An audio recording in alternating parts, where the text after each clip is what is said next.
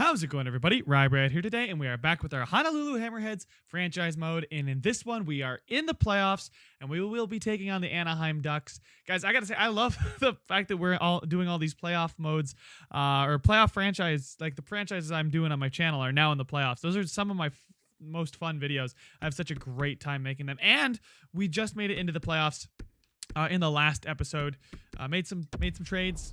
And just kind of did a lot at the end all throughout last video. But again, for a reminder, if you've forgotten what the team looks like, it is a sick young first line. The oldest guy is 20. Okay, I say young, but we're into the future, so it was young. Now it's less young. Aginla, Point, Besser. I think that's just such a solid line. Hoffman, Stahl, Kreider's also another great one. Kapanen, Cirelli, Krause. I mean, this line is okay. And then Zach Aston, Reese, Stevenson, and Di Giuseppe are fine. They're like penalty killers. Then we have Rasmus Dahlin, Colin Miller, Gustafsson, and Montour, Fleury, and Schultz. Yeah, and the last one we really made a bunch of moves to bolster our defensive core, bringing in Colin Miller and Brandon Montour, getting guys that simmed well. They weren't as good as Kevin Shattenkirk, who used to be here, but he just sims so much better. Colin Miller, as a Honolulu Hammerhead, was a +6, 9 points in 32 games. Like, he's not going to carry the defensive workload. And we also went and acquired Pekka Rinne just for this season. We're going to have to address goalie at some point, but we will be taking on the Ducks. So I'm going to simulate up to the next game here, and then we'll go ahead and check out the Anaheim Ducks lines. And thankfully, I don't think I have to do anything here. So they signed Connor Sheary to that. Holy shit. $9 million for 86 overall Connor Sheary. How did he do this season for him? He put up 83. Wow. I know he went off in our first season and it went nuts with Buffalo, but now he put up 83 points in 82 games. Where is this Connor Sheary, and where can I get him to? Because, like, can you please play like this in real life? Because I would really, really appreciate if you put up 77 and 83 points over the next 2 years for Buffalo. That would be nuts. Anyway, my in real life hopes aside, Ryan Getzlaf is still their first line center, and Daniel Sprong is their first line right winger. On their second line, they have Nick Ritchie, Ricard Raquel, and Adam Henrique. So it's a pretty decent second line. I think ours is better. I think our first line's much better as well.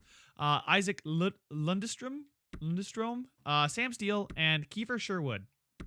Then we got Max Jones, Devin Shore, and Derek Grant. So Sam Steele is probably the better of the bottom six guys. You think he's the best bottom six guy between the two teams, but I think overall our forward core, it would be better. When you look at the defensive core, we're still, I think, better here. Lots of Sabres. Jake McCabe and Brendan Gooley, former Sabre, are part of their defensive core, but their notable guys are Hampus Lindholm, who's their best defenseman, not as good as Dahlin, and Cam Fowler, who Gustafsson's on our second pairing, so he's comparable to Gustafsson. I'm spreading the wealth out, but Gustafsson's on that second line, better than Cam Fowler. Our second pairing is better. They have Jacob Larson and Jake McCabe, and then Josh Mahura. This dude's got ridiculous. He had ridiculous strength at one point. And then Brendan Gooley. He is a former Honolulu Hammerhead in a past NHL. Maybe we'll get him this year. Who knows? We'll see which way the wind blows. John Gibson, 89 overall goaltender, is definitely better than Pekka Rinne, without a doubt. So that's the team comparison. I think if we can just get by Gibson, which is no easy task, I think this series should not be too terribly intimidating, especially since I think we'll have the better of the play. We should have more shots, probably. Anyway, let's get into game number 1, shall we? Without further ado, first period. And Anaheim scores 3 goals on Pekka Rinne as we only beat Gibson once. That is not what you want to see. Rinne giving up 3 goals on 15 shots. Sprong, Fowler, Henrique, so their top guys are getting it done. Second period, though, Brock Besser himself answers, and we have equaled the game at 3. Brock Besser with a fantastic second period gets us right back in it. Shots are just about even. I would like to see us shoot a bit more. I believe we are the home team in the series too. So we don't want to drop any at home. I really don't want to have to go on the road and try and pick any up. But here we are, 5 minutes to go in this third period. A goal here for either team could just be the decider.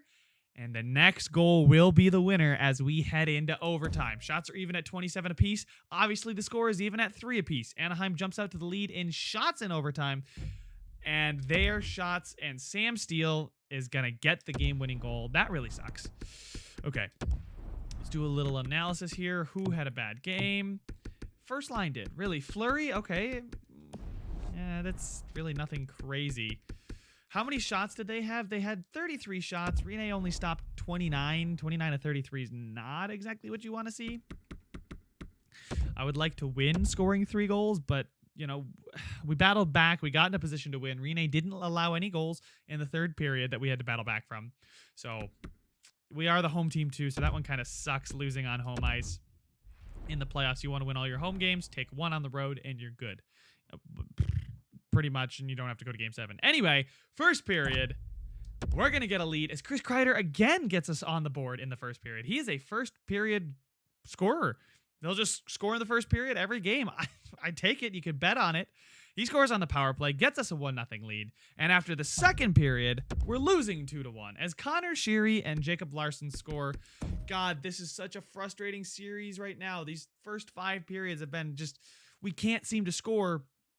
You know, we can't really get a lead. I mean, I know we had the lead after the first period, but then Anaheim bounces right back and gets 2. And tell me we're not going to only score 1 goal in the entire game. We got 4 minutes to get a goal. We have to kill off a penalty, but Brock Besser is going to score just as the penalty expires, and we're heading into another overtime game. So maybe this series is closer than I thought. 2-2. This one's even closer.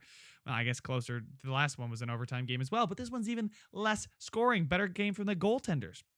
Our shot totals have been going up recently. Does that mean we've got to play? Anaheim is hemmed in, maybe? Come on, we got to capitalize. We got to convert. Score 3 again. If we score 3 per game, we'll probably win the series.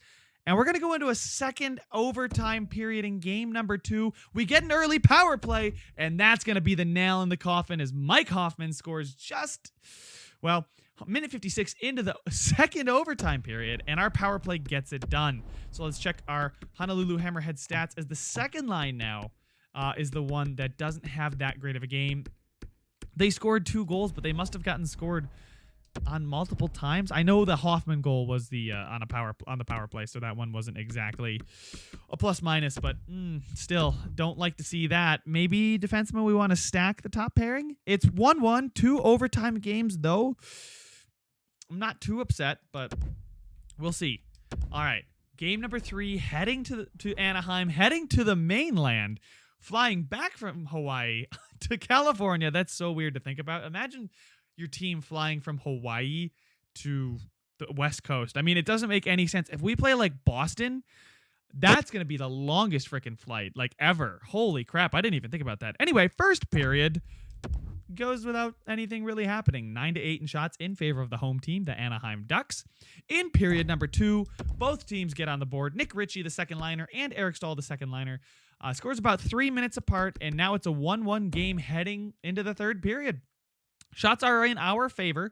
They're kind of going back and forth, though, so it really doesn't seem like one team's dominating with shots. I think one of the things you want to do in the playoffs are just get guys that shoot a ton, because I've noticed that shots do play a big factor. Obviously, shots in real life play a big factor on who's going to win. And come on, just put one past them. Come on. Overtime. We outshot them massively in that period. Holy crap, 13 in shots is the disparity heading into overtime. It better wear him down, and we better sneak one past him here in overtime. I didn't even realize how little time was left, but look at the shots. Come on. Both goalies are having phenomenal games. Who's going to bend first? And it's Pekka freaking Rene as 41 saves on 42 shots for John Gibson. Holy shit. That is, you can't, I'm sorry, there's nothing more I can do. Schultz and Fleury, as well as Besser again. That top line with a minus again. You know what I think I'm going to do? I'm going to move Gustafsson up there, I think. I don't know. Gustafsson on that top line. Stack the top line. He's a -1. He's plus. He's a -1. That would make this no longer the plus. Would Montour would get a plus up there. So we'll see how Montour does. He's got 2 penalty minutes. He's fine. But we'll take Colin Miller off that. He should not be playing 28 minutes a night. Dahlin's playing 30 minutes a night. Jesus, Dahlin, his legs are going to fall off by the time this series is over. We played 3 straight overtime games. So I can't really say that he's playing too crazy amount of minutes, but every game in the series has gone to overtime. This is incredibly close, and it's been largely on the goaltenders. There has not been a ton of goals scored in this series, and as I say that, we're about to get blasted. No? Okay. Whew, I thought I was going to jinx it there. Nothing at the end of 1. Shots are in our favor. At the end of 2, Anaheim scores 2 goals as Getzlaf scores in the power play, and Ricard Raquel scores at even strength. But we have a power play, and it comes and goes, and Daniel Sprong, 3-0. But Joel Iginla, Joel Iginla and then Mike Hoffman right after it pull us right back into it with 15 minutes to go. 10 minutes now in the period. We need one more goal to pull this thing back to even. 7-6. Come on, boys. 5. Somebody step up. 4 minutes. 3 minutes, please. Equalize 2. 1 minute. 14 seconds. And that's going to be all she wrote. 3-2 final as our comeback could not be mounted soon enough. Minuses were Gustafsson and Miller. So the first pairing seemed to do well. That second pairing, maybe not. Maybe move Miller down to the bottom pairing and move... because desperate times call for desperate measures, guys. We need more goal scoring. Well, yeah, Miller and Fleury are a good pairing. Schultz has been good, for us pretty much all season. He's the one I wanted to keep. I don't know if I want to pull anybody off that top line. Pull anybody off any of the lines. Nobody seems to be a minus. The second line is a -1. It's such a low-scoring game or series, though. I mean, Pekarine's doing fine. I mean, he's okay. We're down 3-1 in the series. Oh, boy. Come on. We're back on home ice. Let's see if we can get our legs underneath us here in front of the home crowd. See if they can spur us on to a good first period. All right, 1-1. Chandler Stevenson does get fucking Jake McCabe. Scores with 41 seconds left in the period. In the second period, though, it is equal 1-1. All right, come on now. Gustafsson scores, gives us the lead, a 2-1 lead. And that's like our first lead in a long time since I think Chris Kreider scored in the first period. Halfway through the period, that lead still holds. 2-1, but we give Anaheim a power play. Penalty kill does its job. Worked on it all season. 1 minute to go. Pecorine slams the door, and it's a 2-1 final. Another hard-fought game. Pecorine, fantastic game. John Gibson has been just, I hate him so much. He's just so good. These games have been so close. They've all been 1-goal games. Like 4-3 overtime loss, 3-2 overtime win, 2-1 overtime loss, 3-2 loss, 2-1 win. Every game's a 1-goal game. 3 straight overtime games. Let's hope that moving the defensive pairings around has helped us out, helped us find our groove. Scoring 2 goals is not going to get it done, not going to be enough, but I'll take any kind of win. Whether we win 18-4 or 1-0, I don't care what the score is. 18-4 would be absolutely insane. But anyway, game in Anaheim, game number 6. Could we force game 7? First period. Up 1-0. Kasperi Kapanen finally does something. The dude hasn't done anything for us. I mean, he had 40-some points on the third line, I think, during the regular season. But that doesn't matter now. I haven't seen him at all in the playoffs. Second period. It's 2-1 as Kasperi Kapanen gets another goal. Sprong then scores, though. He equalized. Kasperi Kapanen gave us our lead back. Shots were heavily in our favor. Anaheim came out pretty good in that second period. A really good rebound period for them. Let's just hope we can match them here in this third period. We give them a power play. Penalty kill does its job. All those trades, all those moves, all that stress I had, maybe trying to figure out the power play, or penalty kill, maybe I figured it out. 2 minutes, 1 minute to go. Pecorine with another good game. An absolutely phenomenal game. Again, Kasperi Kapanen and Pecorine combined to give us the win. Nobody else in that game I can really credit. I mean, I didn't really look at the points, like assists and stuff, but Kapanen's get 2 goals in a 2-goal win. Pecorine gives up 1 in a 2-1 win. I mean, you can't really say anybody else. And again, John Gibson. It's just a fantastic game, but that's back-to-back 2-1 victories, and now we're here in game number 7. Let's get into it. The lines have been working. I'm not going to mess with it. Let's just go right for it. First period. Nothing. Shots heavily in favor of Anaheim. Hopefully that means there's a bounce back period coming here for your Honolulu Hammerheads in the second period. Bounce back period. Iginla gets us the goal, and we have equalized the shots. Very tight series so far, and that carries into game number 7 here. Through the first 2, it is a close game. Halfway through the third, the same theme continues, and Eric Stahl gets us the cushion we needed to breathe a little bit easier. 5.5, 4.5, 3.5, 2.5, 1.5. Pekka, I'm counting on you. Oh my God, Jake McCabe. You can go just piss off, go find a golf course there in Anaheim, because we have moved on and eliminated, after being down 3-1, the Anaheim Ducks. A 3-1 series lead for the Ducks, and they blew a 3-1 lead. Gotta love it. Gotta absolutely love it. The bounce back from the boys. Let's go. Nobody was a minus. 3 stars. Gotta say, Pekka Rinne, the poise. I actually, for a quick second, thought about benching Pekka Rinne, but I said, no, I'm going to stick with him, and that's 3 straight 2-1 victories. He slammed the door for 3 straight games after allowing only 1 goal in each of them. He was a man on a mission to get us into round number 2, where we will be facing the Arizona Coyotes. And again, we are the home team, so that's pretty interesting. We'll see how that one goes. We'll take a quick little look-see here at the player stats. Obviously, Dahlin, as you guys saw, is our best point getter. Worth the trade, in my opinion. Definitely worth it. 6 points in 7 games, +3. Brock Besser, 3 goals, 2 assists for 5 points in 7 games. Eric Stahl with 5 points, Point with 5 points, Hoffman with 4, Kapanen with 4, and a +3.